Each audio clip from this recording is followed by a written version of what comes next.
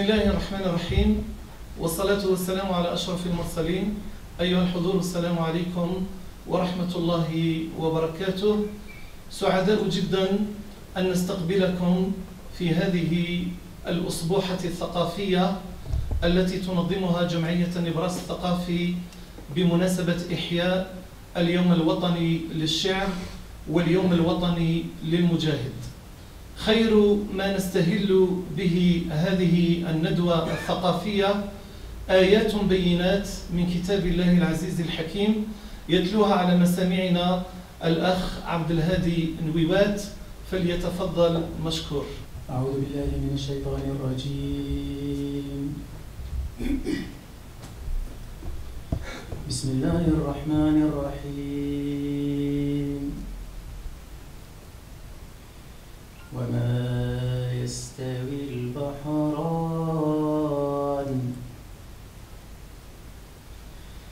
هذا عذب فرات سائغ شرابه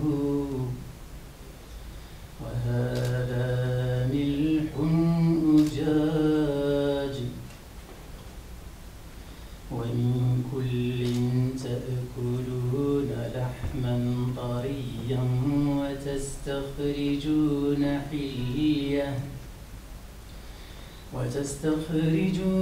حلية تلبسونها وترى الفلك فيه مواخر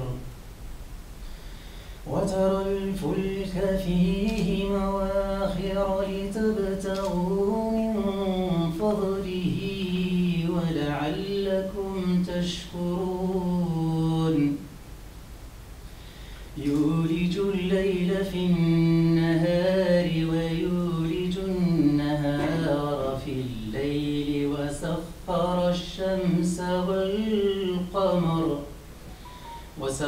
الشمس والقمر كل يجري لأجل مسمى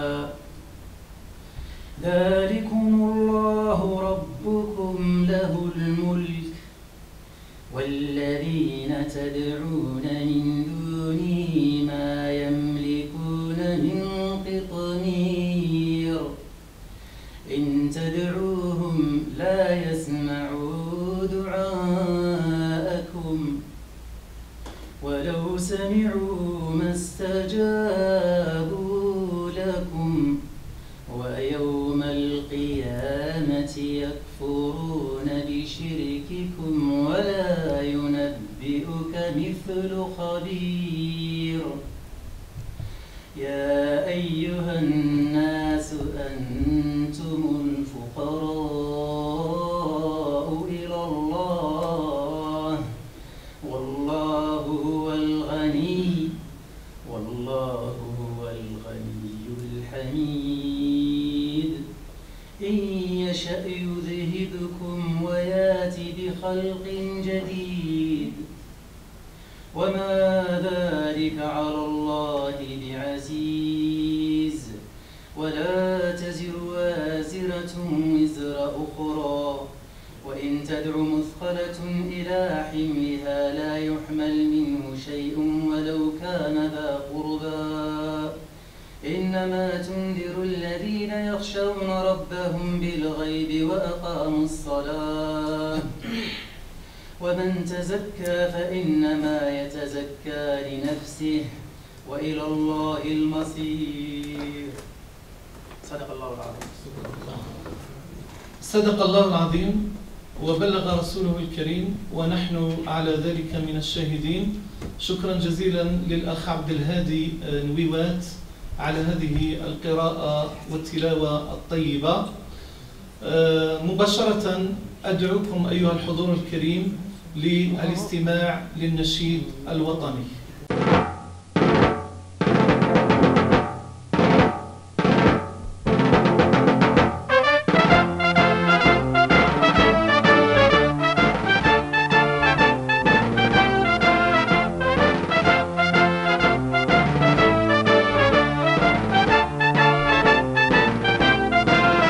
قسما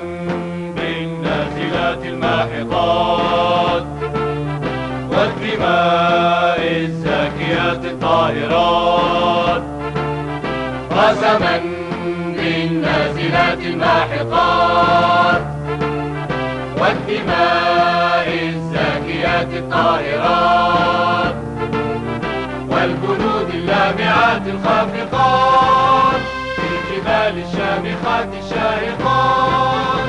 نحن ضرنا فحياة أو ممات وعقدنا العزم أن تحيا الجزائر. فاشهدوا فاشهدوا فاشهدوا. رحم الله معشر الشهداء وجزاهم عنا كريم الجزاء. مرحبا بكم أيها الحضور الكريم، أساتذتي الأفاضل، معشر الأدباء والشعراء، ممثلي الأمن الوطني، الحماية المدنية، وكل القائمين على برج القرآن، بدءا بمدير هذا المركز الأستاذ الإمام عمر زاوي. فتحية تقدير وشكر لهذا الرجل ولكل الموظفين والعاملين والتقنيين بمركز برج القرآن على تعاونهم معنا وفتحهم لنا هذا الفضاء من أجل تنظيم هذه الندوة والجلسة الثقافية الأدبية المتنوعة، والتي ننظمها بمناسبة اليوم الوطني للشعر وبمناسبة أيضا اليوم الوطني للمجاهد الموافق ل20 أوت من كل عام. إذن تحت إشراف بلدية سطيف يسر جمعية النبراس الثقافي أن تستضيفكم في هذه الجلسة العلمية والثقافية التي تتنوع بين المداخلات والقراءات الشعرية الوطنية حول المناسبة. فشكرا جزيلا لكل من لبى دعوتنا وشارك وساهم معنا في إنجاح هذا الحدث.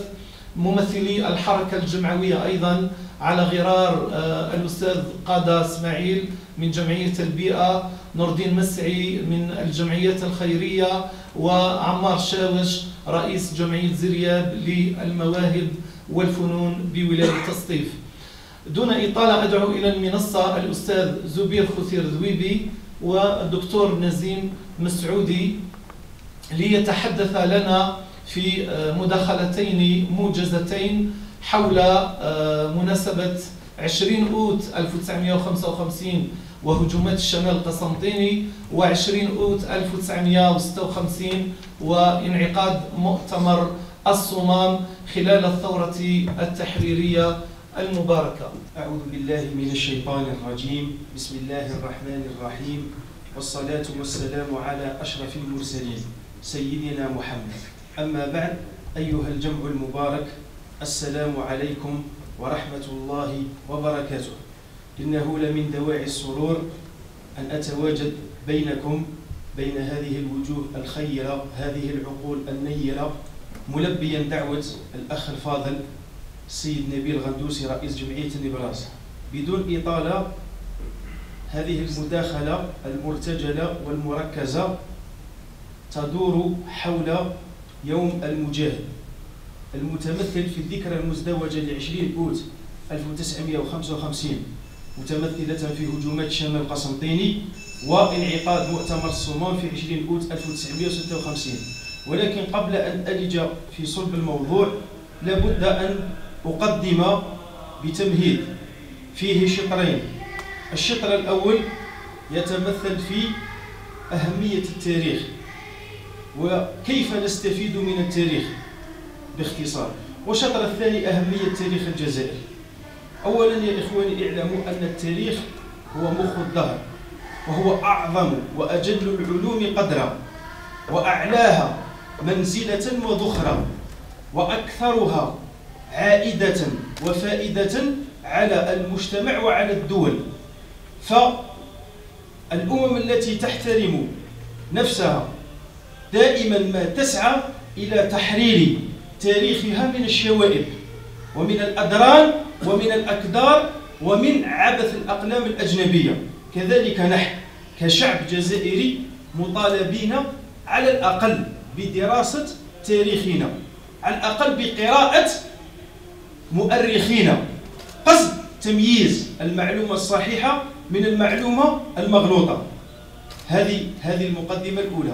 المقدمة الثانية تتمثل في أهمية تاريخ الجزائر، هذا التاريخ العظيم الذي يصفه أحد الشعراء قائلا: إن الجزائر والتاريخ ينبئكم كانت بكل حلي العز تزدان، كانت مكرمة في الخير ناعمة، يسعى إلى خيرها رجل وركبان، فاسأل رباها وسل إن شئت ساحلها، واسأل قصورا كان قد عز بها سلطان، قد زادها ربها حسنا فكان لها في كل ناحية روض وبستان، إذا ما ترنم مقنين بأيكته تمايل له طرب بالثمر أفنان، قد أسدلت رقرقا في ظله نهر يجري فرات وحول النهر ريحان. ثم يسترسل هذا الشاعر ويقول: لبت نداء إله الخلق طائعة، فقام منها لنصرة الدين فرسان، فاسأل مساجدها واسأل معاهدها، واسأل عن الحبر تنبيك تلمسان، واسأل كل زاوية، واسأل بجاية فيها يلقن للصبيان قرآن. هذه الجزائر، هذا هو تاريخ الجزائر. ولهذا أنا أتعجب، والله أتعجب من كثير من الشباب لا يدرس التاريخ ثم يزعم بأنه مزور. يا أخي على الأقل اقرأ التاريخ ثم احكم، فالحكم على الشيء فرع عن تصوره. أما نحن والله من أضعف الشعوب قراءة للتاريخ، وبالتالي في الملتقيات يعني ربما أحتك ببعض الجيران فأجدهم يعلمون الشيء الكثير من تاريخنا ومن أبطالنا. ولهذا كما قال محمد شريف ساحلي صاحب كتاب الأمير عبد القادر فارس الإيمان لو كافالي دو لا فوا، قال: حرروا التاريخ، ديكولونيزي ليستوار. لماذا؟ لأن وجد بول أزان عندما ألف كتابا لسولدا دو لالجيري وضع الأمير عبد القادر الجزائري مع الجنود الفرنسيين ولم يعترض أي جزائري. للأسف الشديد هذا التلاعب يعني بلغ مداه، وهذا للأسف الشديد يعني هذا واقع أننا نجهل تاريخنا. وبالتالي المقدمة الثانية أحث فيها نفسي وأحث إخواني وأحث خاصة الشباب على دراسة التاريخ. اقرأوا تاريخ الجزائر لشيخ المؤرخين وعمدة المؤرخين أبو القاسم سعد الله، سيفيدكم كثيرا. اقرأوا تاريخ الجزائر الثقافي، موسوعة التاريخ الجزائري الثقافي. هذه المقدمة الثانية، ثم آليت في صلب الموضوع باختصار. اعلموا أن 20 أوت تشرف بهجومات الشمال القسنطيني في عام 1955 وتشرف بانعقاد مؤتمر الصمام في 1956. فالأحداث هي من تشرف الزمان والمكان، الأحداث هي من تشرف الزمان والمكان. هجومات الشمال القسنطيني هذه كانت لها دفعة قوية في الثورة الجزائرية مرت بعدة مراحل. معلوم أن الثورة الجزائرية اندلعت في أول نوفمبر 1954 بعد تخطيط ثلة من الشباب وسعيهم الدؤوب على العمل المسلح. وهذه الثورة الحقيقية، هذه الثورة هي امتداد للمقاومة الشعبية وامتداد للحركة الوطنية، فلم تأتي اعتباطا هكذا، بل هي امتداد لثورة بدأت في 1830 ثم توجت في أبهى صورة في أول نوفمبر 1954. مرت بعدة مراحل. المرحلة الأولى تمثلت في 20 أوت 1955 حيث نفذ زيغود يوسف وهندس لهجومات شملت شرق الجزائر وبالضبط الشمال القسنطيني. هذه الهجومات جاءت بتخطيط من زيغود يوسف للرد على الفرنسيين، حيث زعم الفرنسيون آنذاك بأن الثورة ثورة صعاليك دي فويو، أو ثورة أقلية، أو ثورة خارجين عن القانون.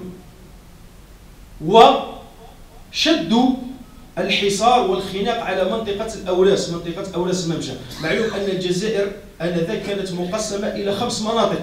المنطقة الأولى هي منطقة أوراس الممشى بقيادة مصطفى بن بولعيد. المنطقة الثانية منطقة الشمال القسنطيني بقيادة ديدوش مراد. المنطقة الثالثة منطقة القبائل بقيادة كريم بالقاسم. المنطقة الرابعة منطقة الجزائر بقيادة عمران. والمنطقة الخامسة منطقة الغرب أو منطقة وهران بقيادة حكيم الثورة العربي بن المهيدي. فعندما شدد الفرنسيون الخناق على منطقة الأوراس، هذه الهجومات فكت الحصار وخففت نسبيا الحصار الفرنسي، وأثبتت بأن الثورة ثورة شعب. وبالتالي كما قال العربي بن المهيدي: زجوا بهذه الثورة إلى الشعب فيحتضنها. فالثورة الجزائرية في 20 أوت 1955 اكتسبت شرعية داخلية، اكتسبت شرعية داخلية، ثم تم تدوين القضية الجزائرية، وإن لم تراجع في هيئة الأمم المتحدة فاكتسبت بعد هذه الهجومات شرعية دولية. فطارت الثورة بشرعيتين: شرعية داخلية ثم شرعية خارجية. هذه ملخص هذه الهجومات. بعد عام جاء مؤتمر الصمام 20 أوت 1956. مؤتمر الصمام أسيل حوله كثير من الحبر، ولكن نحن نتكلم عن المتعارف عليه والمتفق عليه. مؤتمر الصمام يا إخواني هو المؤتمر الذي نقل الثورة من قيادة الأشخاص إلى قيادة المؤسسات. هو عملية انتقال من الشخص إلى المؤسسة. بعد مؤتمر الصمام أصبح للثورة مؤسسات هي من تقود الثورة، أصبح لها جهاز تشريعي متمثل في المجلس الوطني للثورة الجزائرية سيانارا، لو كونسي ناسيونال دو لا ريفوليسيون الجيريان، وأصبح لها مجلس تنفيذي هو من يطبق القوانين المسنونة من المجلس التشريعي، لو CCE، لا كوميتي دو كورديناسيون اي ديكزيكسيون. مؤتمر الصمام هذا بعد أو قبل اندلاع الثورة اتفق الثوار على الالتقاء بعد عام قصد تدارس الظروف والتخطيط للمستقبل، ولكن الظروف القاهرة حالت دون الالتقاء بعد عام. فتم الاتفاق على الالتقاء في 21 جويلية 1956 بمنطقة الأخضرية واليسترو في جبال الأخضرية، ولكن بغلة محمد السعيد هربت وهي محملة بالوثائق إلى ثكنة فرنسية. فاكتشف الفرنسيون نوايا الثوار باجتماعهم والتقائهم في منطقة الأخضرية، فحولوا المؤتمر إلى منطقة إفري أوزلاغن. وسبب اختيار منطقة إفري أوزلاغن هو أن منطقة تقريبا كل الشعب كان مجاهد وكان ثائر، وأيضا فيه نوع من التحدي، لأن فرنسا كانت تعتبر تلك المنطقة منطقة محرمة، منطقة مسيطر عليها. فعندما عقدوا ذلك المؤتمر فيه نوع من التحدي للفرنسيين. التقى هناك قادة المناطق واتفقوا على عدة نقاط. باختصار شديد كان فيه أخذ ورد، ولكن باختصار شديد خرجوا بقرارين أساسيين. القرار الأول يتمثل في أولوية الداخل على الخارج، وأولوية السياسي على العسكري، ثم أيضا اتفقوا على تنظيم الجيش. تنظيم الجيش وتقسيمه إلى 3 فرق أساسية. الفرقة الأولى المجاهدين، هم من يشنون ويقودون الحروب والمعارك. الفرقة الثانية الفدائيون، الفدائيون هم يكونون بالزي المدني في المدن وينفذون عمليات فدائية. أما المسبلون كان دورهم تموين الجيش بالطعام والشراب والمأوى. ثم أسسوا كما قلت لكم المجلس الوطني للثورة الجزائرية ولجنة التنسيق والتنفيذ. الذي كان يخطط والذي كان ينظر هو عبار رمضان مع العربي بالمهيدي. وأيضا هنا في هذا المؤتمر طرحت فكرة مباشرة المفاوضات مع الجانب الفرنسي، ولكن من له الحق في مباشرة المفاوضات؟ الذي يكون له الحق مستقبلا في مباشرة المفاوضات هي الحكومة المؤقتة التي تم الاتفاق على تأسيسها مستقبلا. وتم تأسيس هذه الحكومة المؤقتة في 19 سبتمبر 1958، وأول رئيس لها كان هو الرئيس فرحات عباس، ثم بن يوسف بن خدر. هذا مؤتمر الصومال باختصار شديد كما قلت لكم لضيق الوقت هو نقل الثورة من قيادة الأشخاص إلى قيادة المؤسسات. ولا نغفل أن في مؤتمر الصومال تم طرح قضية المحاكم، أن الجيش يخضع لمحاكم عسكرية والسياسيين والمدنيين يخضعون لمحاكم مدنية، ولكن هذه المحاكم تخضع للشريعة الإسلامية. القاضي في جيش التحرير يأخذ بالشريعة الإسلامية.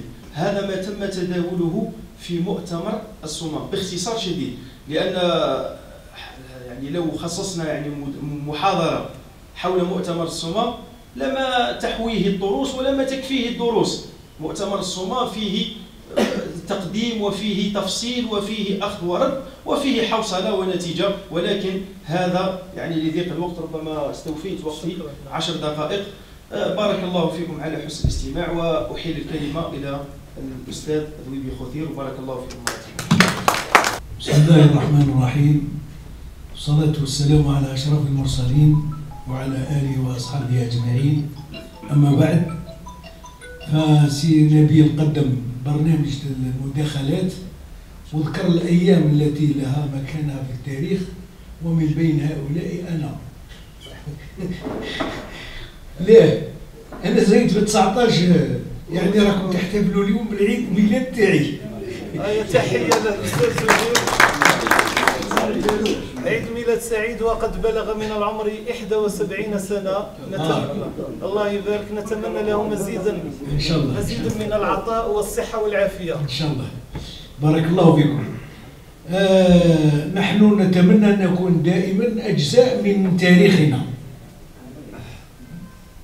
نحصلوا على كميات صغيرة هكذا من عند مجموعات باحثة ونحولوهم احنا إلى دراساتنا التأليفية. وعليه فما وددت أن أقوله لم يترك لي الدكتور نزيم شيئا لأقوله. معليش تفضل. هاك تشوف الله يبارك شاب، احنا بدينا نتاكلوا وقال لك 71 يعني رانا غير مستقبل لكم. انا كنت قاعد نتعجب يعني الله يبارك كما هؤلاء الشباب. اذا ما عدنا الى التاريخ وتوقفنا عند عتبه 20 اوت. 20 اوت له شقين معروفين وذكرهم 55 و 56. يتساءل المرء لماذا كانوا وراء بعضهم يعني وبسرعه. فرنسا ادعت بانها سيطرت على الاوراس، قام زيروت يوسف بالمخطط ركع فيه فرنسا وهي معارك الشرق القسنطيني، وحبت فرنسا كما قال لك تحاول تبحث على مبرر لها بانها قضت على الثوره. فزيروت يوسف بين لها بان الثوره ماهيش لاصقه في الاوراس فقط، انما هي موجوده خارج الاوراس وموجوده في مكان كانت تدعي فرنسا انه لا احد يستطيع الولوج والدخول في ذلك. هم تحدوها في التاريخ اللي كان يقول الزمان، وتحدوها في المكان في البيت هذاك والدار اللي قاعد العقد فيها المؤتمر. اولا مدروسه دراسه كما يقولوا اكاديميه، يعني داروا الحراسه تاعهم في كل مكان، الطرق المؤديه الى المكان فحص، ويعني اشياء كثيره قاموا بها لكي لا يفشل هذا المؤتمر. طبعا نجحت العمليه، ولكن وقع نوعا ما قريب يعني ينزلقوا في التاريخ، ولاو بعد تراجعت المجموعة هذيك ما كانتش بزاف قليلة يعني، ما قالوا لهم لا احنا ما جيناش هنا نتصارعوا سياسيا، جينا نبينوا لفرنسا باللي راكي غالطة في حساباتك، ونحن لك بصدد الدفاع عن أرضنا. وبالفعل انعقد المؤتمر وخرج بنتائج، فصل بين السلطات، نقدر نقول رجع الثقة للشعب الجزائري. هما قالوا حاصروها في الأوراس كأنما الشعب قال خلاص ثورة، يعني الله غالب الشعب مسكين، كاين اللي يقرأ اللي ما يقراش،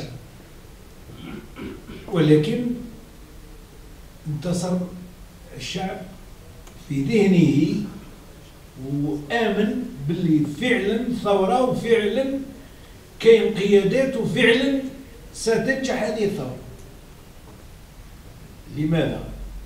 لأن الضباط والجنود كانوا ينتظروا كما يقولوا أحر من الجمر، كانوا ينتظروا هذا المؤتمر لفك العزلة عن الأوراس، ونحاولهم من مخهم هذيك باللي فرنسا لا تغلب. وبالفعل آمن ولا الشعب، خاطر هو اللي احتضن المؤتمر. شكون اللي كانوا حراسة وشكون اللي كانوا يمولوا وشكون اللي كانوا ينفذوا هما جزائريين وثوار ومتمسكين بعقيدتهم وإيمانهم بأن الثورة الجزائرية ستنجح. زائد تحقيق بعض الأشياء مثل الحكومة المؤقتة، مثل هذه الأشياء نتجت عن المؤتمر. بالنسبة لدراسة التاريخ كما ذكر الدكتور، دراسة التاريخ تنطلق من البيت، وأنا شاركت في عملية توزيع الأبطال مديرية شؤون الدينية وزارة المجاهدين هي اللي طبعت هذه الشخصيات. كل شخصية درت لها كتب صغيرين هكذا وملاح فيهم يعني أشياء رائعة، ويخلي الطفل اللي ما يعرفش هذاك يقعد يعرف، مكتوب بخط سهل بسيط، ولكن كل كتاب تصويرات تاع الشهيد هذاك موجودة في وعدوا يتهافتوا. أنا حليت لهم المجال شوية في هذاك، وزعت وقيل 100 والله وشني، ولقيت روحي محاصر أكثر. غير اللي يجي عم يعطيني انت عميروش، الاخر يجي عم يعطيني انت هذاك فلان، يحوسوا هذو كيروحوا للبيوت تاعهم. هذا النتاج فكري حضاري، تخلي صاحب الحدث هو اللي يتكلم، يقراهم ويجي وساعة ويسقسيك على الكلمة هذه وهذه، وشني هذه انا قريناها وهذه ما قريناهاش، وانت تشعر باللي راك صح في التاريخ. هذا التاريخ هذا مادام هذه العناصر الصغيرة، هذه الكائنات الحية، هذه كانت تهيئة لكل ما سيحدث، وتهيئة لكل ما لم يحدث. وعلى هذا اللي الكتيبات هذه اللي داروها، أنا مانيش اللي داروها الأساتذة اللي لايموا المعلومات وبالطبع وبكل ما أوتي، يعني قاموا بعمل جبار. تقريبا واحد 200 ولا 300 عنوان، واغلبهم مازال ما توزعش في المتحف. أمجاد الجزائر. مازالوا مازالوا في المتحف. شخصيات كاينين اللي ما نعرفوهمش احنا كبار وما نعرفوهمش، وكاينين اللي نعرفوهم، لكن هنا يبين. وذكر الدكتور قبل قليل من أراد أن يتعرف على تاريخ الجزائر عليه بدراسة أبو القاسم سعد، تاريخ الثورة الحديث فيما الحركة الوطنية وتاريخ الجزائر فقط. الحركة الوطنية في عدة مليح. عبد الرحمن الجيلاني ثاني عنه. عبد الرحمن الجيلاني، التوفيق المدني، مبارك الميلي، تاريخ الجزائر الحديث. هذا الشخصيات اللي رانا نذكروا فيها تقريبا واحد مو حي، كلهم سابوا. احنا نحوسوا على خلف، وبالذراع وحنا نحوسوا به لقينا واحد يقولوا له مسعودي. الله يبارك هذا ربي يوفقه ان شاء الله. وعلي لا أطيل عليكم، المهم شاركتوني في عيد ميلادي تبارك الله فيكم. واش نقولوا؟ ان شاء الله نكونوا مقبولين تاريخيا ولو واسمحوا لي ان اطلت وشكرا. لا يفوتنا في هذا المقام كذلك إلا أن نشكر السيد سليم الأرقم مدير الشؤون الدينية والأوقاف على تعاونه معنا وقبوله إقامة هذا النشاط الثقافي هنا في هذا المركز وهذا الفضاء برج القرآن بسطيف. هذا الصرح العلمي والصرح القرآني الذي يدرس القرآن الكريم مع كل علومه مثل أحكام التجويد والتفسير واللغة العربية. فنتمنى كل الخير للقائمين على هذا المركز ولكل الأطفال والأبناء الذين وحتى الأمهات في إطار حفظ القرآن ومحو الأمية، نتمنى لهم كل النجاح والتوفيق في مساعيهم الخيرة.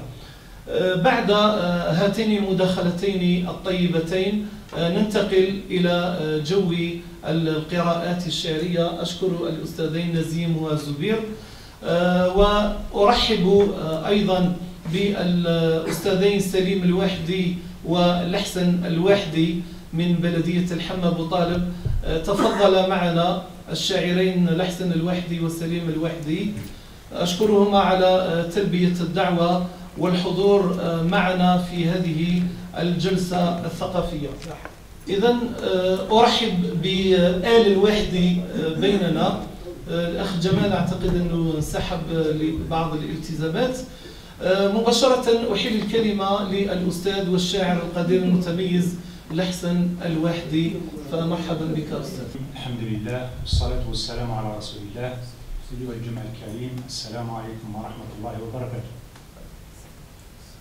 لقد جئت من منطقة مجاهدة، وأنا أنتمي إلى أسرة مجاهدة، لذلك ليس من عادتي مثلي أن لا يولد بي دعوة للأخ نبيل احتفالا بيومين عظيمين، أحدهما وهو 20 من أوت 1955 الذي يعتبره الكثير من المؤرخين أنه الرصاصة الثانية بعد رصاصة الأوراس. وهذا يعني وتقديرا لهذا اليوم تم اختيار تاريخ ميلاد الشهيد زيغوتيوس ليكون يوما وطنيا للشهيد، وهو 18 فيفري، ولم يختر هذا اليوم يعني اعتباطا. في الحقيقة لقد جئت إلى سطيف رغم بعد المسافة ورغم الارتباطات، كما قلت يعني غيرة وحبا في الاطلاع أولا على برج القرآن الكريم، وهو صرح يعني تفتخر به منطقة سطيف كلها، بل تفتخر به الجزائر كلها، وهو لبنة إضافية في خدمة كتاب الله عز وجل. لا أعرف ما سأقرأ لكم، يعني اخترت نصوص كما تعرفون بسرعة. سأقرأ عليكم نصوصا بسيطة ضمنتها في ديوان للأطفال. النص الأول هو مناجاة للوطن. أقول فيها: أمدد يديك إلي مدا، يا أيها الوطن المفدى، واجعل فداءك ملتي سورا أصد الريح صدا، وأسير فوقك رافعا رأسي أكابر من تعدى، واسكن بحاري موجة حيرا، وكن في الدرب قصدا، وارسم عيوني موسما يزهو تكون له مردا، واسكب على شفتي شدا وانثر على خدي وردا، وأقم بقلبي مكرما فلقد قطعت اليوم عهدا، من ذا سواك يضمني ويحيطني دفئا وبردا، يكفي تجسك خطوتي وأنال تحت ثراك لحدا. في الروح ظلك وارف إني اتجهت إليك وجدا ورميت حبلي، علني أحظى بدفء فيك يسدى، في كل شبر قصة خطت بها الأرواح مجدا. أنا لا أموت سوى هنا حرا أبيا مستعدا، وعلى ترابك خطوتي ترضي ظلوما مستبدا. من جاء يهدم منزلي وأرادني في القيد عبدا، لكن هوى بنيانه وجبينه بالخزي يندى. ومضى مهينا لم يجد من لبس ثوب الذل بدا، أنت الحدود لحالم كانت له العلياء حدا. فإذا اقتربت فغايتي أقصى من اللقيا وأجدى، تبقى الملاذ لحائر يلقاك في الأهوال مهدا، بالنفس تدفع في الحمى بأعز ما في العمر تفدى. هذا النص الأول.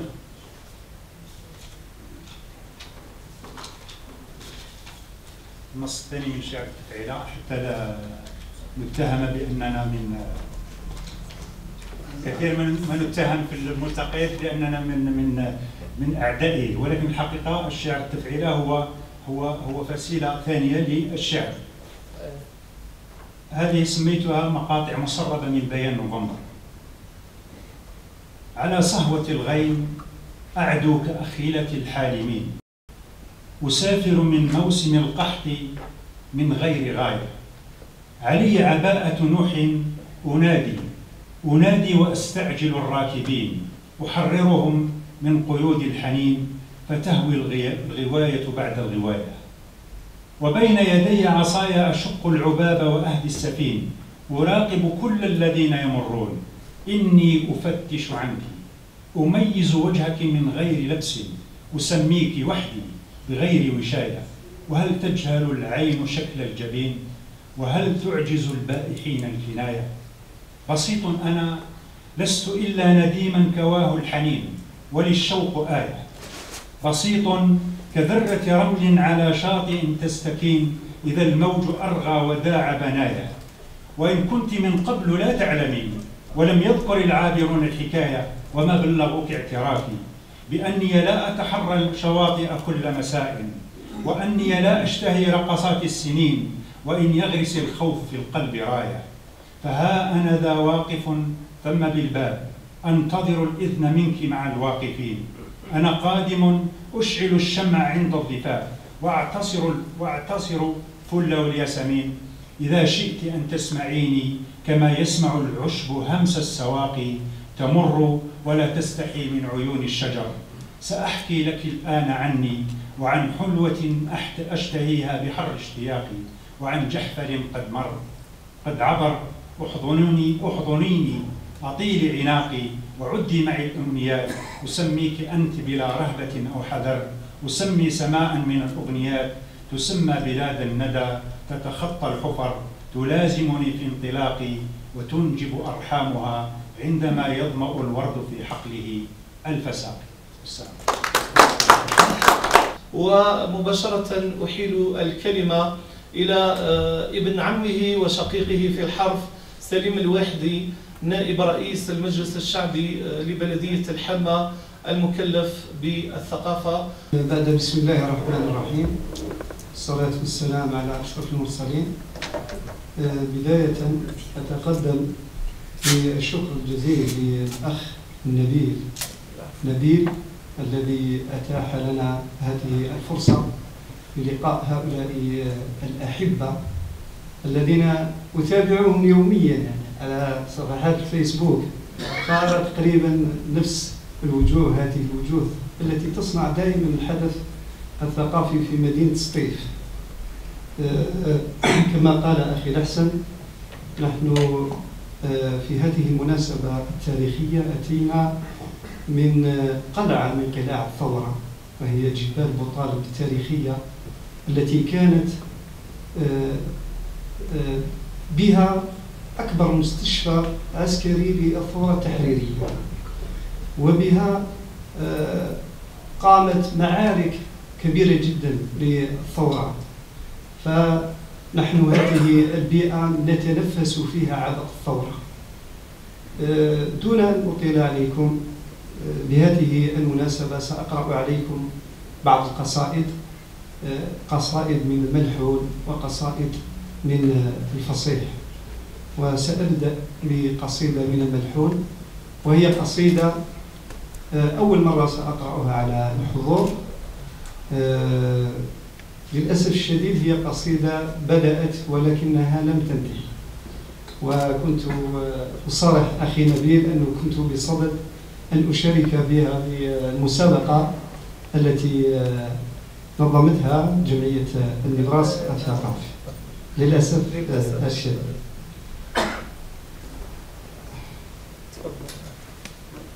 أقول: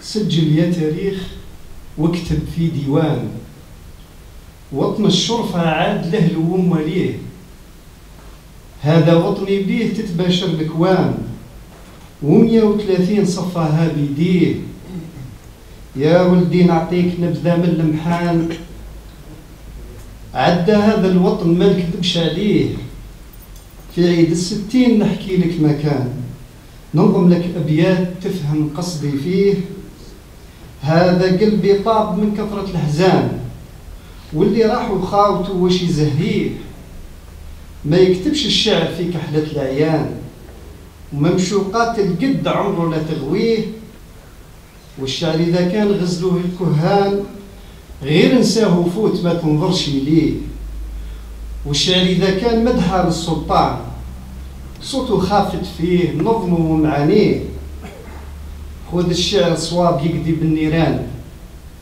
والجرح إذا طال عاجل به كويه، وخذ الشعر حديد بارود ودخان، كتبوه الأحرار والدم يبهيه، كنا يا تاريخ في سلم وأمان، ومعيشتنا هانية لا من نذيه، وجوامعنا عامرة ذكر وقرآن، ومطامرنا عامرة قمح نصفيه، اسم الله نكبره في كل أذان، وحرف الضاد صغيرنا يتلاغى بيه، أمازيغ حرار خاوتهم قحطان، وبحر الروم علامنا يتعالى فيه، ونسانا حرات في الهمة والشام، إذا طلت عاد في بر الضويه، وجحاف الفتل صاقوها عربان، تتنسم بالشعر وتعد مواليه، كنا يا تاريخ وكان وكان وكان، نسأل فيك تقول لا لا والله إيه، سجل يا تاريخ واكتب في ديوان، وطن الشرفة عاد له ومالي.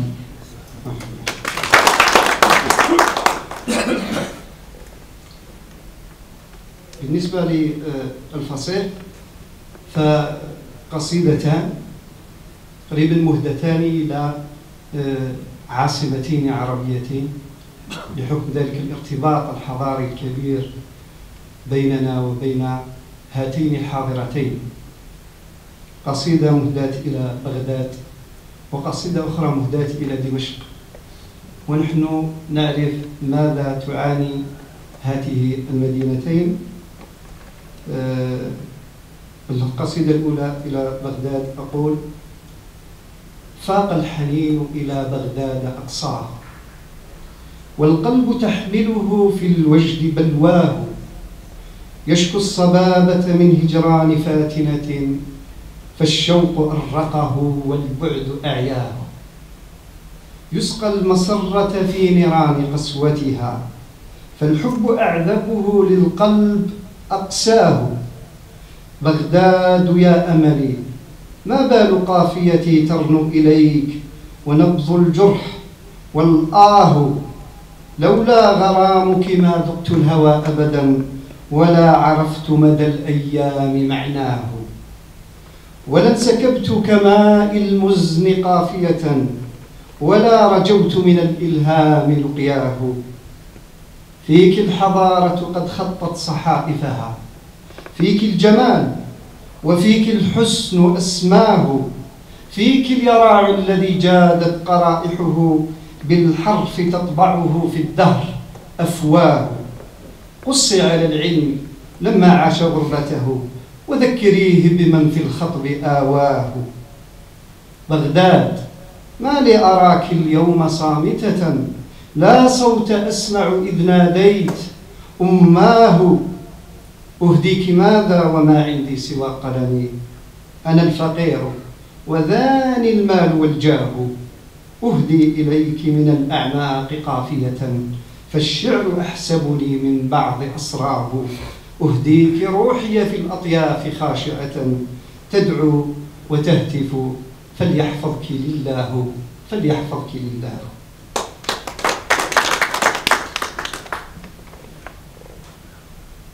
أما دمشق فهي معارضة لقصيدة أمير الشعراء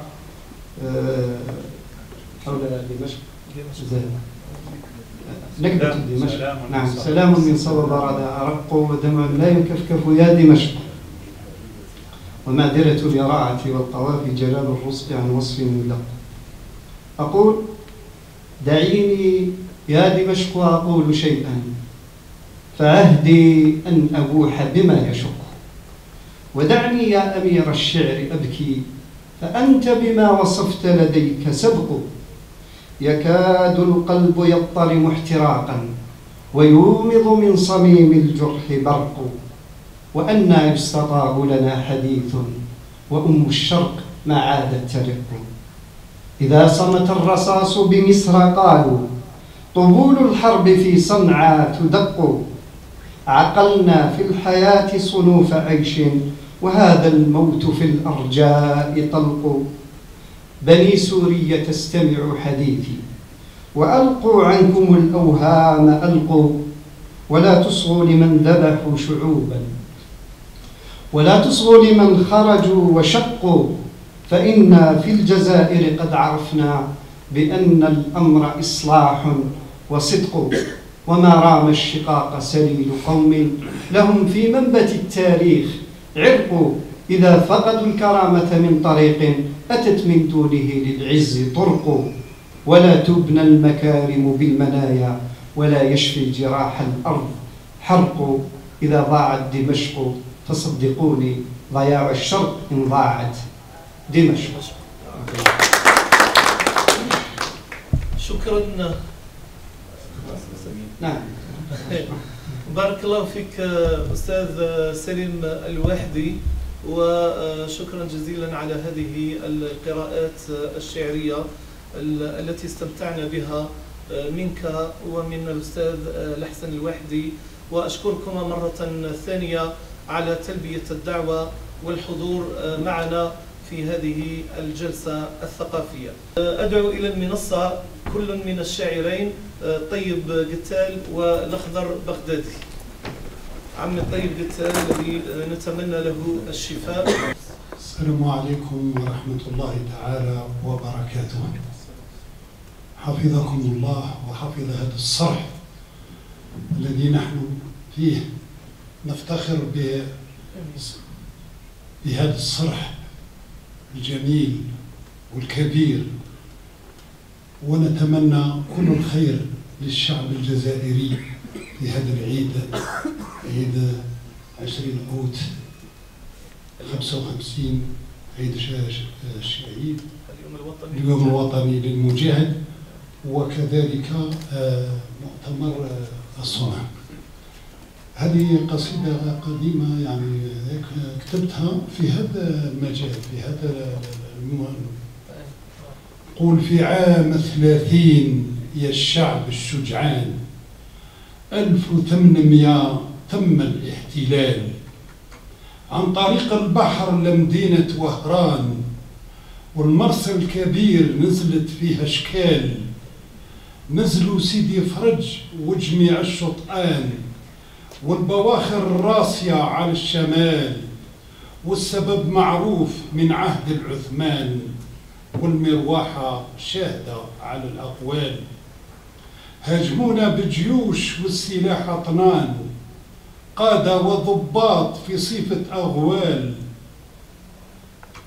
مددوا النفوذ وسعوا السلطان والحاكم كفير يأمر بالأعمال والشعب الأصيل من بعد المهان حاول الانتصار بهجومات قلال وبدأت الثورات في كل عام تبان ثورة في الصحراء وثورة في التلال، ثورة الأمير فارس الميدان، 17 عام كفاح وأسجال، ثورة سيدي الشيخ والحاج المقران، والزعاطشة وبو عمامة أمثال، ونسومر منهيه بينت برهان، نظمت جيوش في أعلى الجبال.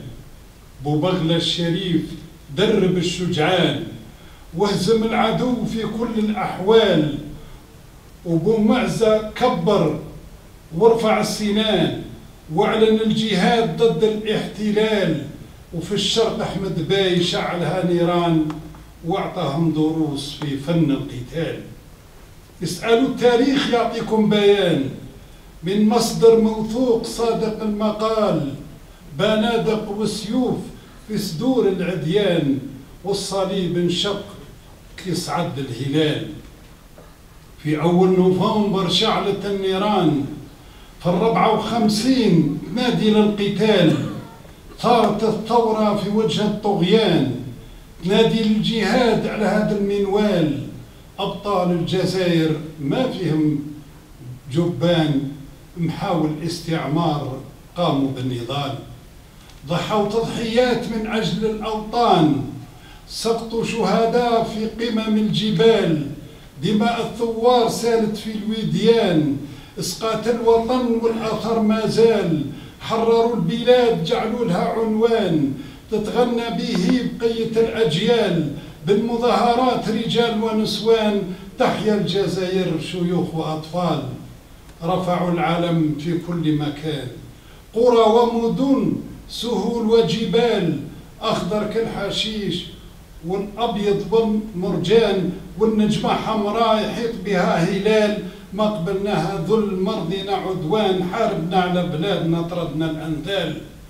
استعمار بغيض ما فيه الأمان، شرد عائلات ثور الأهوال، يقتل ويحرق ويدمر أوطان، يفتك ويسلب يمحي في الأسلال، لعنة عليه وعلى الشيطان، بالخصوص كبارهم أرباب المال. عمروا أوطانهم من الأوطان، خربوا أوطاننا صبحة أطلال، سجنوا شخصيات وأغلى شبان، ذبحوا بطلات ربات الجمال، فتكوا بالأعراض بقروا الأبطان، قطعوا الأرحام وفنوا الأجيال. ثار الشعب عليهم هدم الأركان، يشهد التاريخ وأعظم الرجال.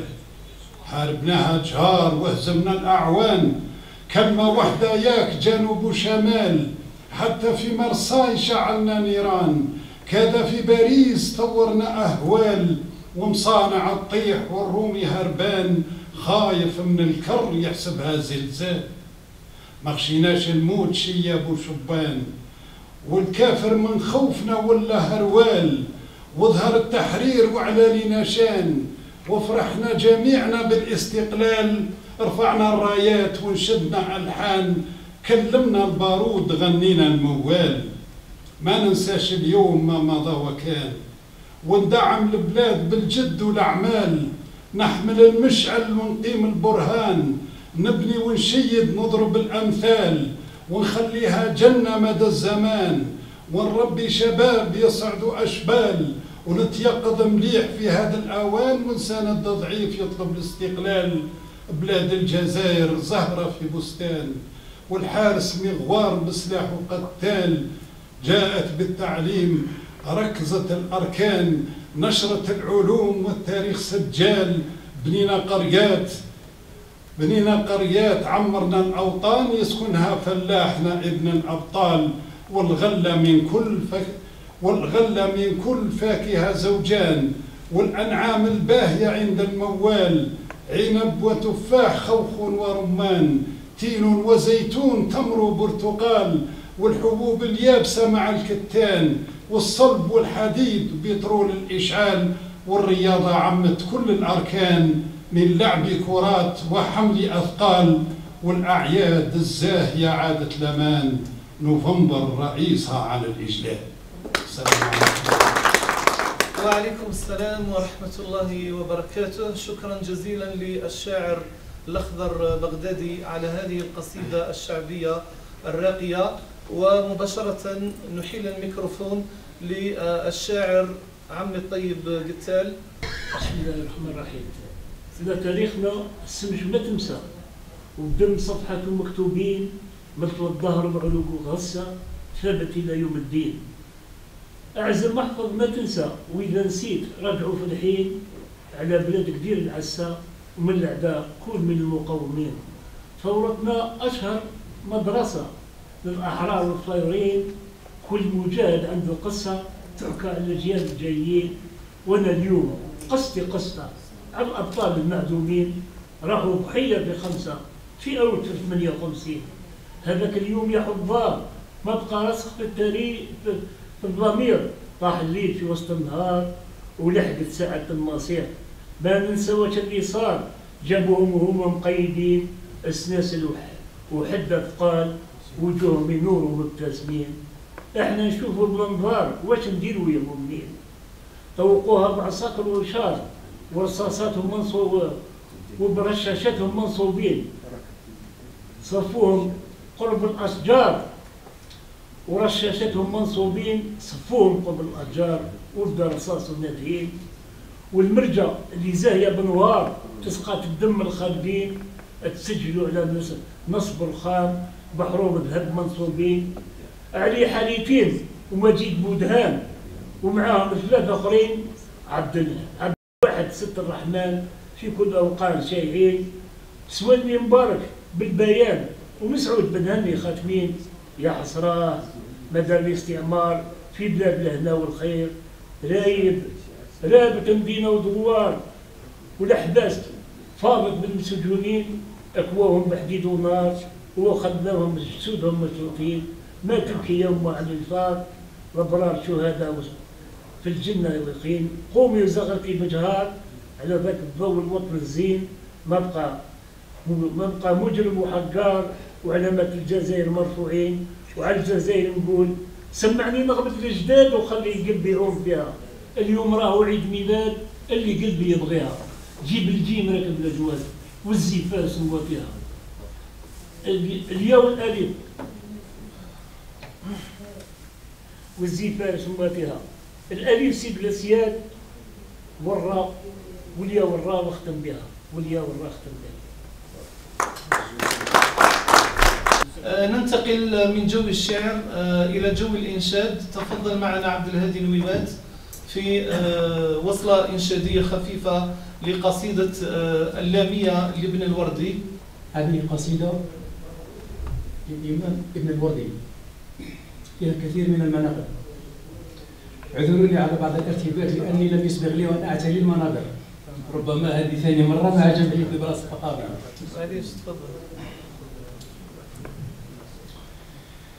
اعتزل ذكر الأغاني والغزل، وقل الفصل وجانب من هزل، ودع الذكر لأيام الصبا، فلأيام الصبا نجم أفل.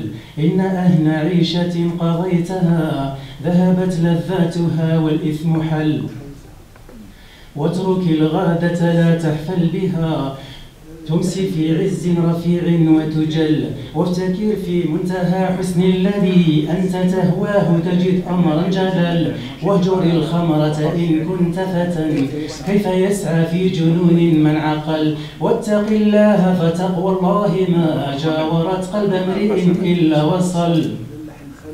ليس من يقطع طرقا بطلا، إنما من يتقي الله البطل. صدق الشرع ولا تركن إلى رجل يرصد في الليل زحل. حارت الأفكار في حكمة من قد هدانا سبلنا عز وجل. كتب الموت على الخلق فكم فل من جيش وأفنى من دول. أين نمرود وكنعان ومن ملك الأرض وولى وعزل. أين عاد أين فرعون ومن رفع الأهرم من يسمع يخل. أين من سادوا وشادوا وبنوا هلك الكل ولم تغن القلل.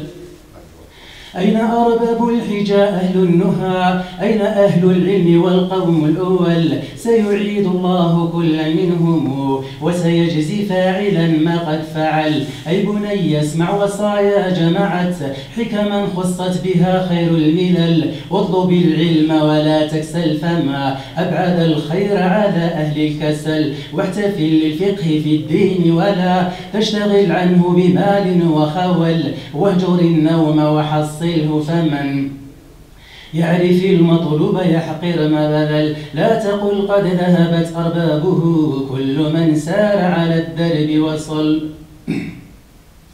في ازدياد العلم إرغام العدا وجمال العلم إصلاح العمل، جمل المنطق بالنحو فمن يحرم الإعراب بالنطق اختبل، انظم الشعر ولازم مذهبي في اطراح الرفد لا تبغي النحل، فهو عنوان على الفضل وما أحسن الشعر إذا لم يبتذل، مات أهل الفضل لم يبق سوى مقرف أو من على الأصل اتكل. أنا لا أختار تقبيل يد قطعها أجمل من تلك القبل، إن جزتني عن مديح صرت في رقها أو لا فيكفيني الخجل.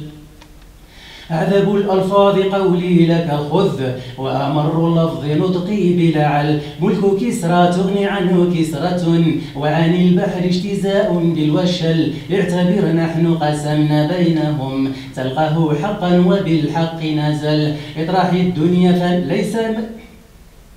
ليس ما يحوى الفتى من عزمه لا ولا ما فتى يوما بكسل، اطرح الدنيا فمن عادتها تخفض العالي وتعلي من سفل، عيشة الراغب في تحصيلها عيشة الجاهل فيها أو أقل، كم جهول بات فيها مكثرا وعليم بات منها في علل، كم شجاع لم ينل فيها المنى وجبان نال غايات الأمل، فاترك الحيلة فيها واتكل إنما الحيلة في ترك الحيل.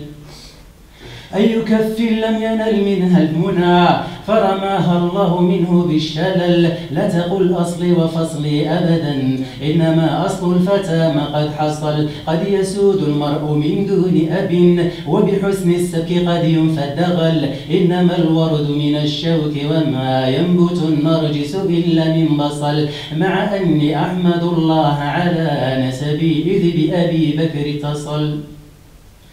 قيمة الإنسان ما يحسنه أكثر الإنسان منه أم أقل، اكتم الأمرين فقرا وغنى واكسب الفلس وحاسب من مطل، والدرع جدا وكدا واجتنب صحبة الحمقى وأرباب الخلل، وتغافل لا تخوض في سب سادات مضوا إنهم ليسوا بأهل لزلل، وتغافل عن أمور إنه لم يفز بالحمد إلا من غفل، ليس يخلو المرء من ضد ولو حاول العزلة في رأس الجبل، ملعن النمل وازجره فما بلغ المكره إلا من نقل، دار جار السوء بالصبر وإن لم تجد صبرا فما أحلى النقل، جانب السلطان واحذر بطشه لا تعاند من إذا قال فعل.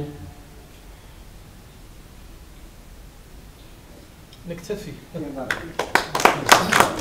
نظمتها والنظم في تجددي في مدح خير الخلق طه أحمدي، صلى عليه الله ثم سلم وآله وصحبه الكرما، معتقدا بأنني مدحته وبالقول الجميل الطيب وصفته، وأني قد وفيت حقه في نظمها وإذ بها تزينت به وما تزين بها، فالحسن في محمد تعدى ما ألف، كذلك الإحسان شأنه لا يختلف، نصيحتي إليكم يا حضورا كرما أن تمدحوه ترتقوا تكرما، وكيف لا يكون ذاك الفضل مدركا في مدح شخص من لولاه الكون تركا، فأولا إليكم البيان الكافي بأن ذكره لمن به البلاء شافي، صلاة واحدة عليه تقتضي 10 من الإله فضلها لا ينقضي، يظنها المصلي حسنات كتبت فقط ويمضي هكذا لا يلتفت مبتهجا وفرحا لتوفيق حصل بأنه على الأجر الوفير قد حصل. فكيف حاله إذا لو أنه علم من الذي صلى عليه 10 وفهم حتما فؤاد العبد ليس يقوى على طول الخشوع ودفء النجوى. فالعبرات حينها مثل الحمم تحرق الخدين دون ما ألم. والله إني قد وددت الفهم لو يصل لكل من يسمع قولي عاجلا ويتصل. إن اللغة سبيل كل عارف لإدراك المعاني والمعارف، لكن منذ أن جانبنا فهمها واستعملت حوارا ونقاشا نصها ضاعت معانيها التي من أجلها بدت، وفي غياهب الضلال المفاهيم هوت. فهل وعى الذاكر على ماذا حصل من الصلاة والسلام على خير الأول؟ من الذي صلى عليه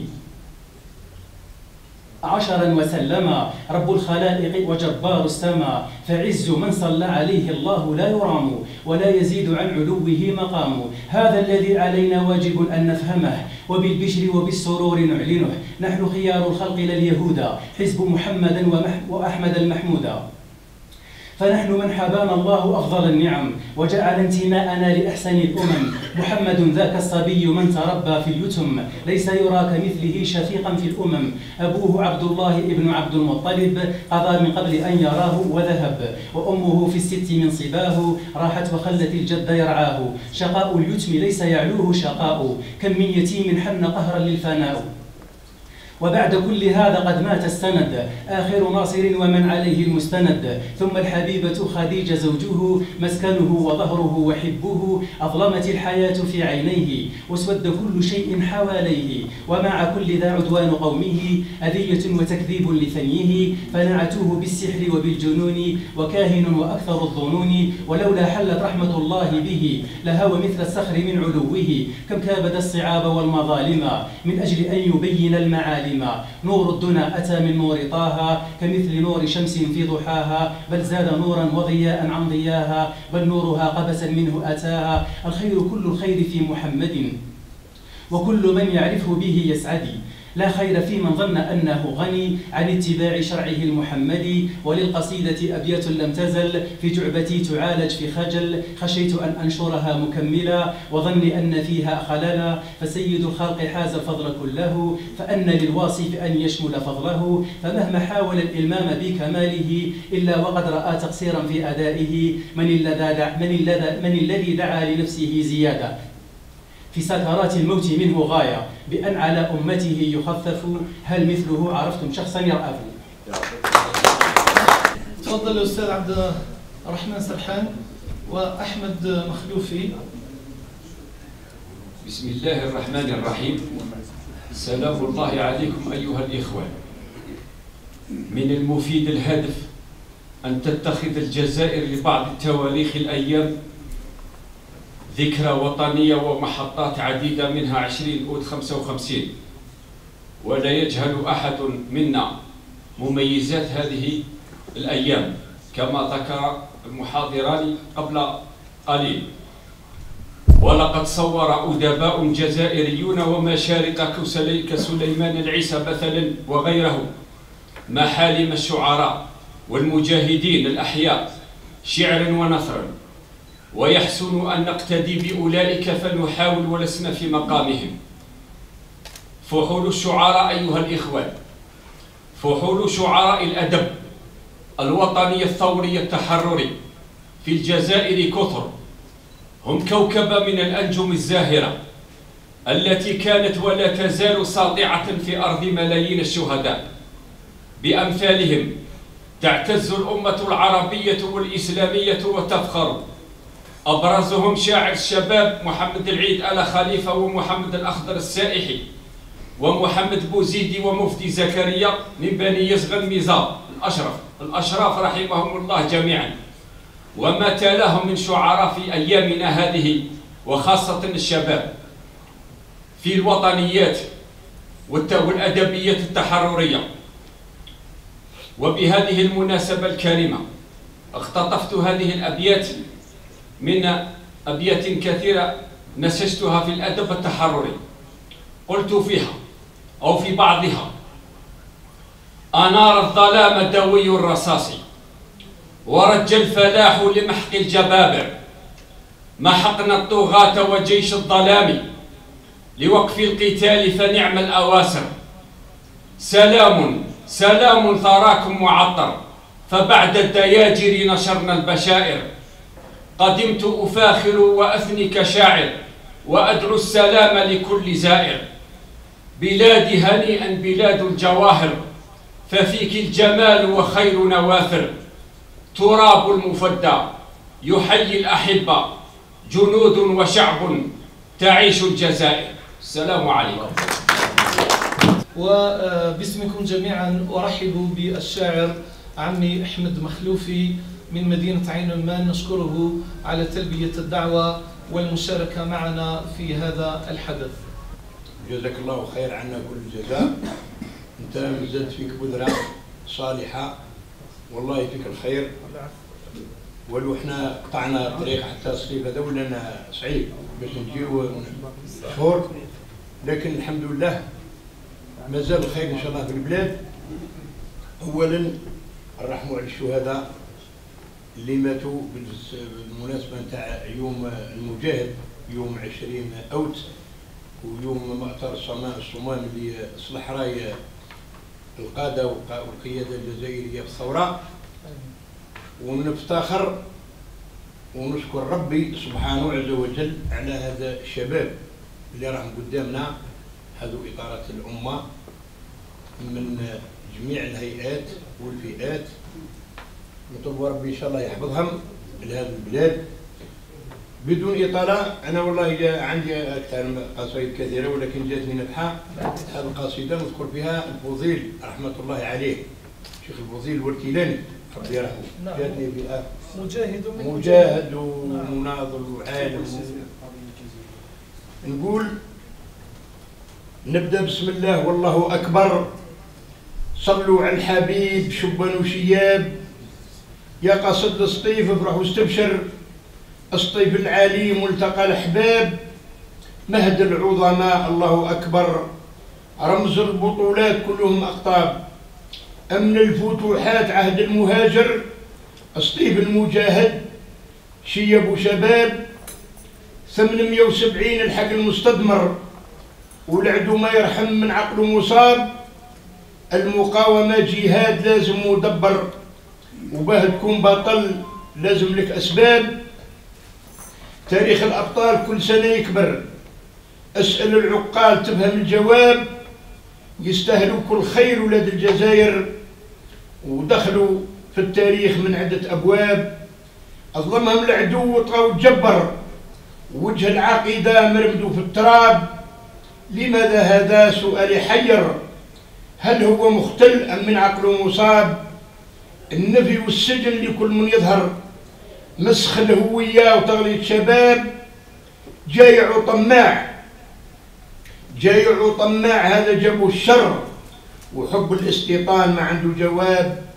في وطني جذور ما همش هيشر، هذا وطن الحر فوق مهاب.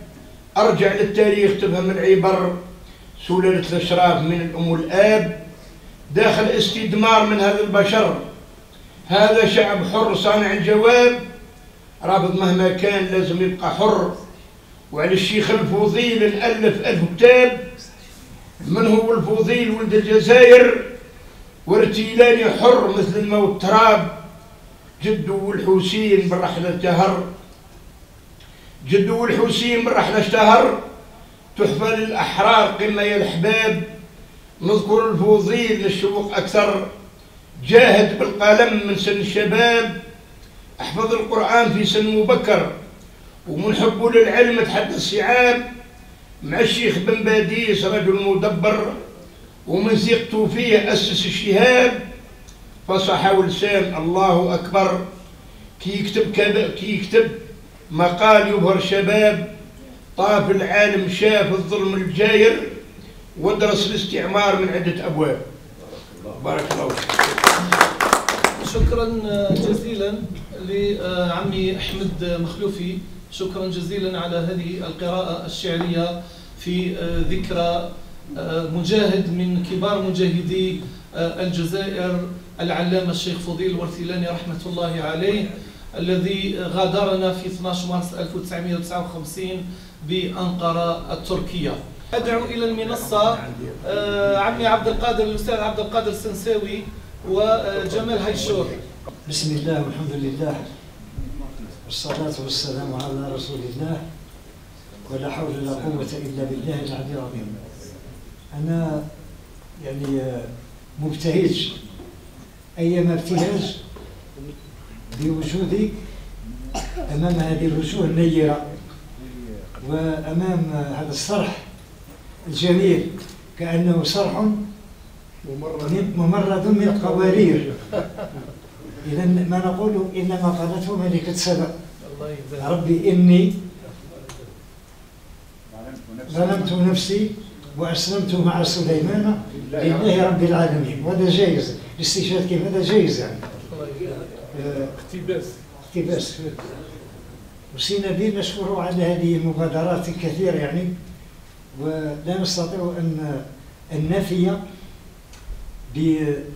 بالعهد وبالوعد أمام هذه الإنجازات التي يقوم بها في دار الثقافة وفي متحف المجاهد وفي هذا الصرح وفي جمعية النبراس بالمعبودة. ما نقوله يعني في هذه المناسبة، يعني بما أنها مناسبة حول 20 أوت وحول الشعر أيضا، وأنا من محبي الشعر. ونحكي لكم نكتة قصيرة جدا في دقيقة. نشكر سي نويوات سي عبد الهادي وأشجعه بهذه المناسبة، وسيكون لك يعني باع في مستقبلك حول الشعر، وربي يوفقك. وإنما أوصيك بدراسة بعض يعني بحور الشعرية، كتاب العروض. وجدك يعني أو عم جدك سي موسى الأحمدي كان ألف كتاب في العروض والقوافي، المتوسط الكافي في العروض والقوافي.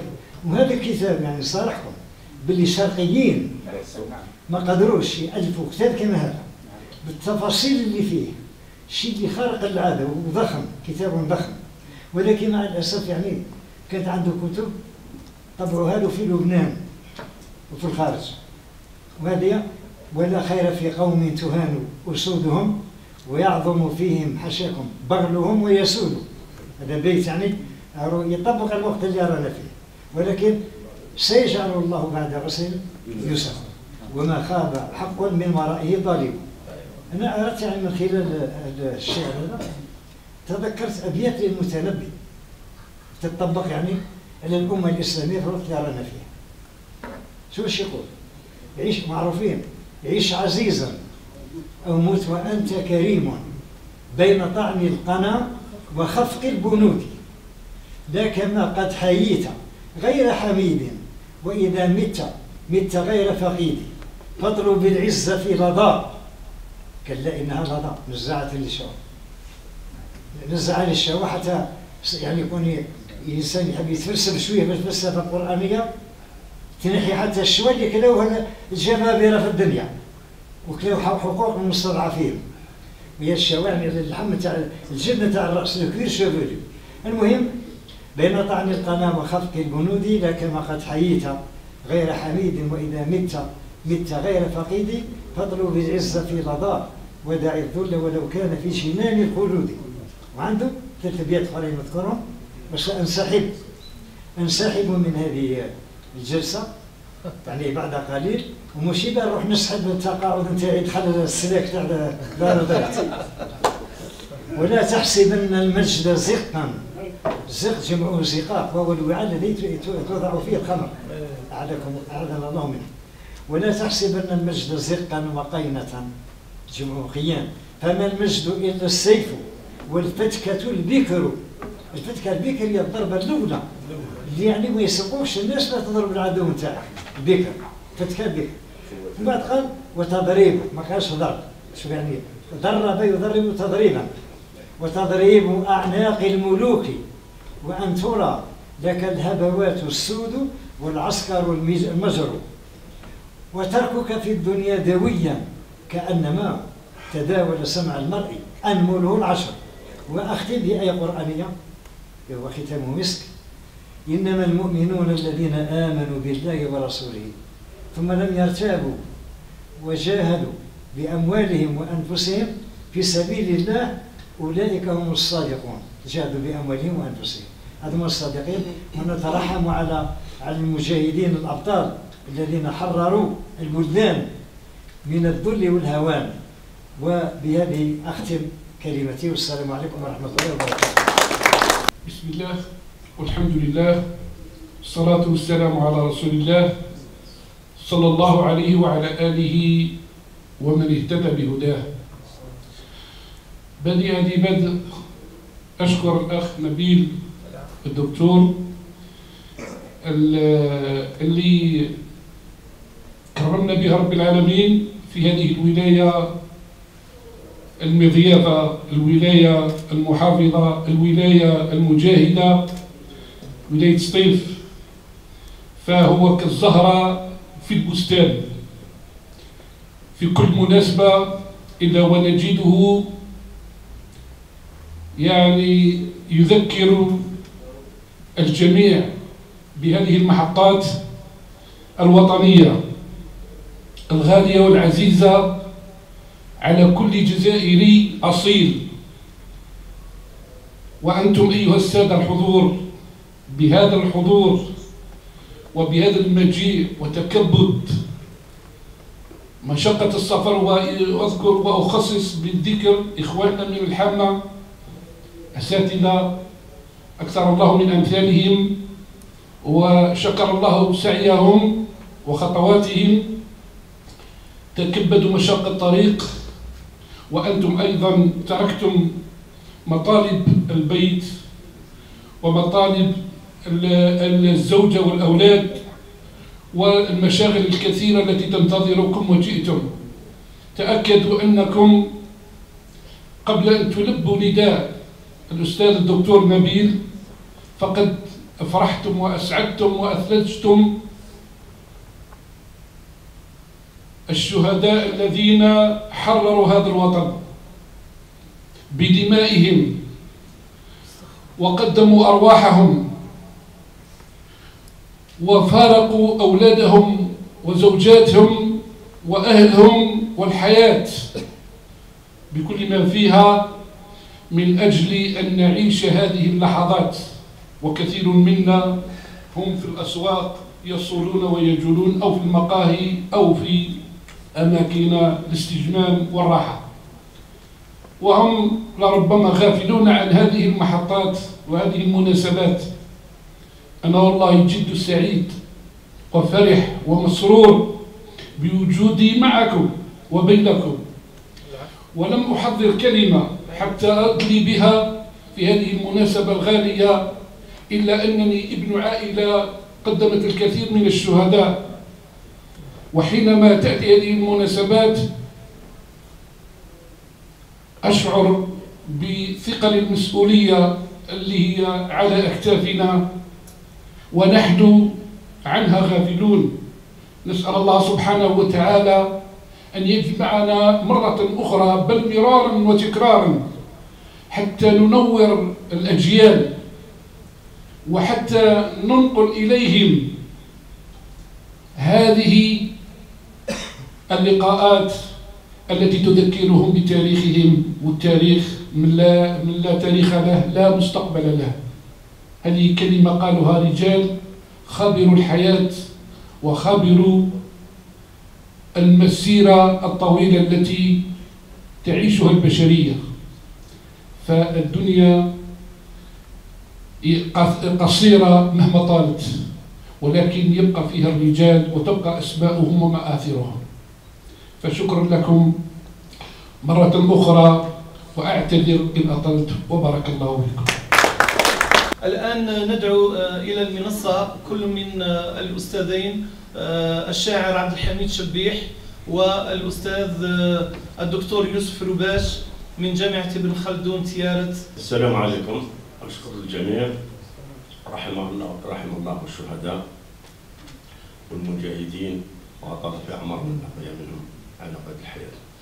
نبي عيط لي على هذه المناسبة يوم 13 أوت، وقال لي برج القرآن أول مرة أدخل له، ولو أدخل له حافيا أقرأ الشعر لا صباط أول مرة. هذه حاجة مليحة، فكرتنا في المسجد جامع، يعني حاجة فرح. فقلت بعض الكلمات قد أعتبرها نوعا من النظم. برج القرآن الكريم، فقلت بنوار برج القرآن نضوي راية هالبلاد، ونعيد العز اللي كان ورثة زينة من الأجداد. خاوى وين الرياح زمان ما تبقى فينا الحقاد، من دون نهج الإيمان حاجة ما جابت الأمجاد. واللي ناوي هالفتان ما هو من طينة الأسياد، يا ريتو برج القرآن في كل جوايه البلاد. نجمو ضاوي في الأكوان باين نوره من الأبعاد. واللي قصده ما يتهان زاد اللي ما عنده زاد، فيه الصحبة والجيران والمربي من الأجواد. هذه فرصة يا شبان عمر بنادم ما ينعاد. بنوار برج القرآن حصنها زينة الكباد. بنتك للهمة والشان، ولدك من خيرة الأولاد. وإذا ما اختلفت الأديان بالفتنة والليل سواد، ما ينفع غير القرآن وحده ينقذهم العباد، وحده ينقذها البلاد ويضويها للعيال. هذا في برج القرآن يا مكرم.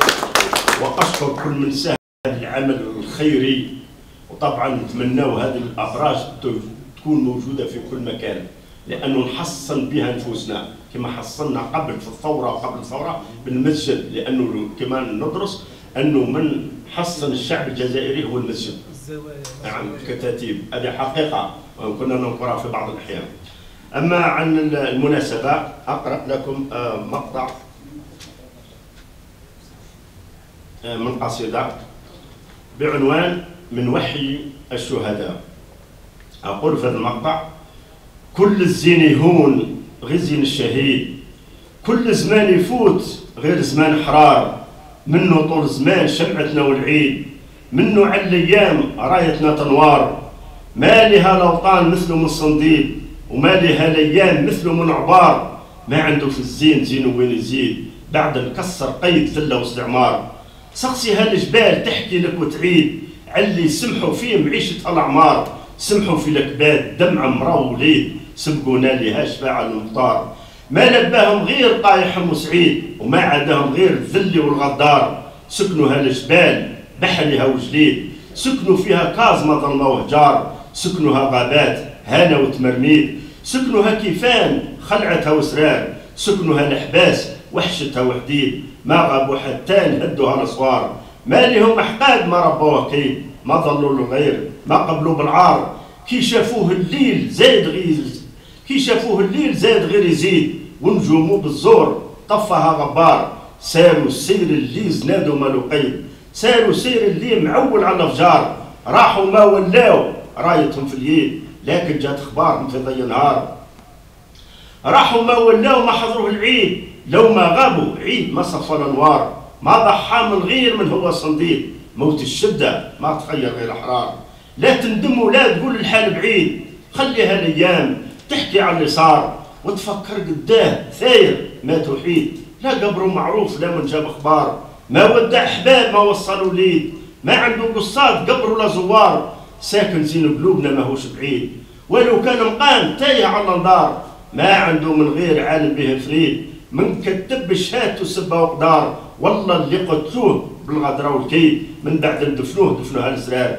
ما عنده في الزين زين وين يزيد، ما عنده في الزين زين وين يزيد. ما داموا شهيد عزتنا وفخار، ما داموا شهيد عزتنا وفخار. وشكرا. بسم الله الرحمن الرحيم، والصلاة والسلام على أشرف المرسلين. السلام عليكم ورحمة الله تعالى وبركاته.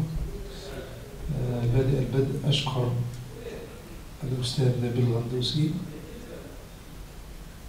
وأيضا أصفه بأنه هو محرك الثقافة، أو بالأحرى فمحركات الثقافة تحتاج إلى الوقود، ووقودها هو نبيل الغندوسي في ولاية طيف. كما أيضا أشكر هذا البرج ومن قام ببنائه، فهو برج من أبراج القرآن الكريم.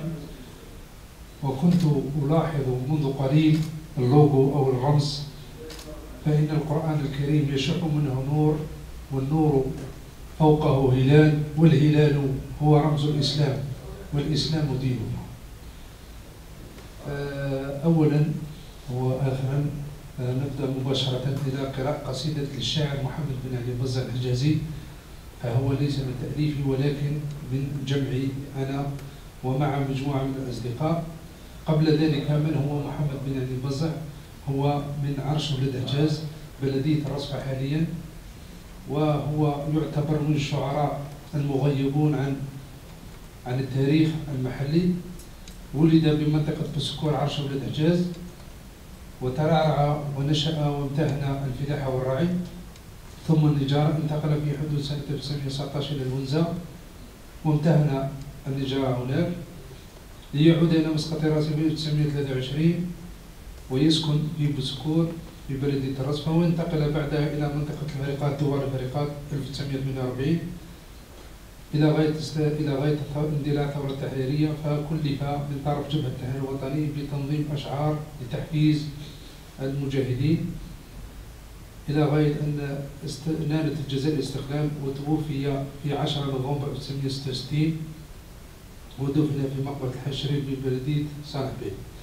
أولى سألقي قصيدة قصيدة استشهاد العقيد عميروش رحمه الله، عميروش أيد حمودة، توفي في 26 مارس 1959.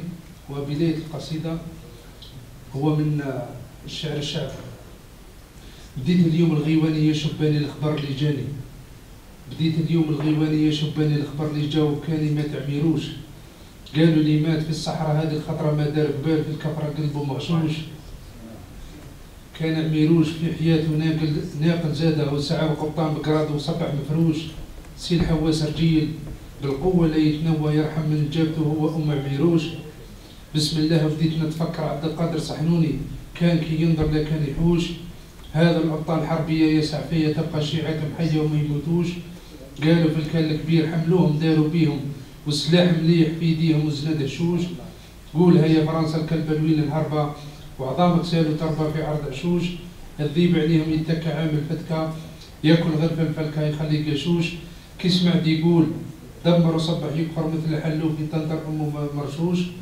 دمه مرشوش، قالوا من وصلوا لينا عادي جينا حتى في الضرب يسيينا ما ممنوش، كملت الأيام بالعدة بالحورة دا وارحم ربي شهداء في كل عروش. قصيدة أخرى قصيدة شهداء معفر هي شرق بلدية صالح بيه، وتدور هذه القصة شهداء 6 شهداء أعدموا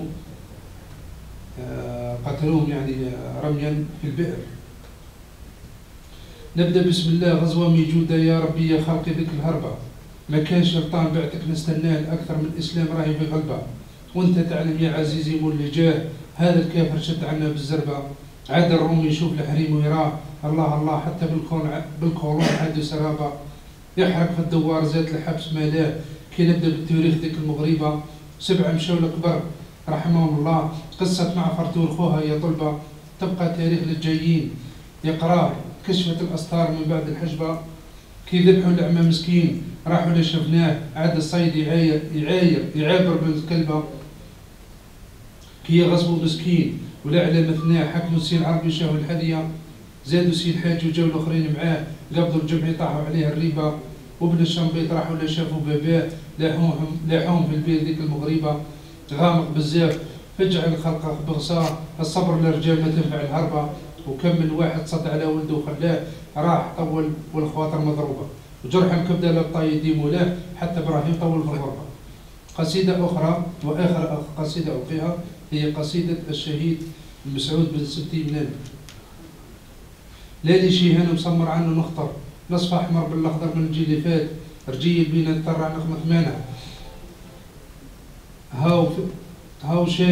هاو في شيع مول الخصلات، قال لي يا محمد نوض تقعد يا اخي المسعود استشهد نظم كلمات، كان هو ابو لبه في ركابه سيد وعليه الرهبه ينطح الجهاد ينطح كل الجهاد، هاو جاو ضرب ليوتي ولد السبتي يوم حكموها اخوتي كبده الحاد، كي سمعت تركيه هذه كي تبكي بنية نوة كحل الظفرات، تبكي وتقول يا بابا يا ذاك الغلبه، مد ايدي نشوف الحرمه كي وقت فات، عطاو له ضربه فرد دمه مكبد، خلى خويه محمد رافد الاصوات تبكي الحره الجليله في كل ليله، تبكي دموع المهليله طاب الشفرات.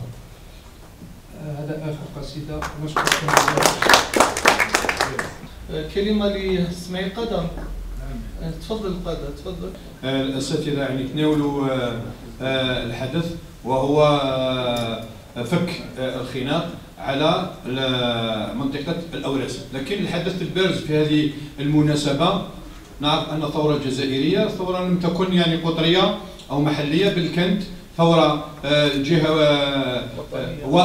وطنيه جهويه وعالميه، والسبب في هذه الاحداث وهو التضامن مع الملك محمد الخامس المغربي، ان فرنسا قامت بنفي الملك محمد الخامس، وبالتالي ان ارتأت الثوره التضامن مع الاخوه المغاربه لارجاع ملكهم، كون ان الملك محمد الخامس كان من احد المتضامنين مع الثوره الجزائريه ومن اكبر المساعدين للثوره الجزائر، وبالتالي قامت هذه الاحداث تضامنا مع نفي محمد الخامس، وكذلك لإظهار لفرنسا وللعدو بأن الشعوب المغاربية أو الشعوب العربية متضامنة فيما بينها. وشكرا. يعني كإضافة. نختم هذه الجلسة الثقافية بقراءة شعرية مع جمال الدين الوحدي، فليتفضل مشكور، ثم نقوم إن شاء الله بتوزيع شهادات المشاركة على السادة الضيوف والحضور الشعراء. السلام عليكم ورحمة الله تعالى وبركاته. تحية صباحية طيبة. بداية أشكر الأخ نبيل غندوسي فارس الثقافة لمدينة سطيف وكل القائمين معه على هذه النشاطات من أهل القلم ومن الأوفياء للثقافة في زمن نظر فيه المخلصون للقلم وللإبداع. أشكركم جميعا على الحضور الطيب، واستغل الفرصة للترحم على أرواح الشهداء، وأقرأ نصين شعريين. النصي الأول بعنوان ثورة إنسان. في غربة الليل بين الحزن والأرق ثار القصيد فسال الحبر في ورقي، ثار القصيد على الأحزان فانفجرت في داخلي ثورة أخرى من الألق، مرت على خاطري أطياف من رحلوا حثيثة الخطو فاستعطرت بالعبق، خذني إليهم بساط الشعر منتشيا حتى تضيء شموس المجد في نفقي، خذني إليهم فإن الحب يلفحني والشوق أينع في قلبي وفي حدقي، والنفس تكبر من ضحوا بأنفسهم ليطردوا الغزو فجرا ضج بالغسق، هم ألف ألف